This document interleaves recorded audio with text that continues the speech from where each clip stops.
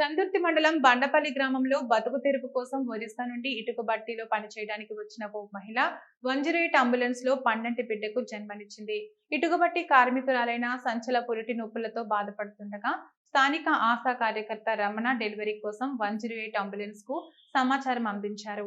చందుర్తి ఆసుపత్రికి తరలిస్తుండగా అంబులెన్స్ లోనే మగబిడ్డకు జన్మనిచ్చారు. 108 సిబ్బంది విక్రమ్, బాబు, ఆశా కార్యకర్తలను చందుర్తి వైద్యాధికారి, మండల ప్రజా ప్రతినిధులు అభినందించారు.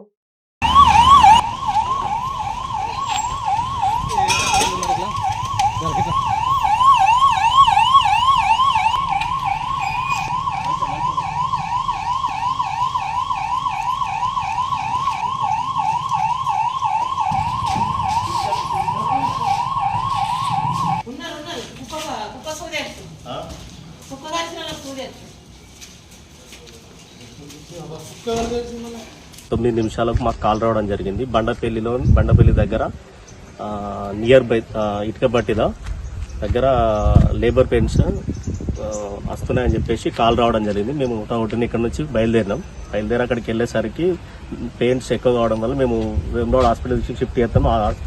తీసుకొని వెళ్ళేటప్పుడు మార్గ మధ్యలో డెలివరీ కావడం జరిగింది. వాళ్ళు ఒరిస్సాకు సంబంధించిన మహిళ 45 ఇయర్స్ ఉంటుంది. మగ బాబుకు జన్మనిచ్చింది. తల్లి పిల్ల క్షేమంగా ఉన్నారు.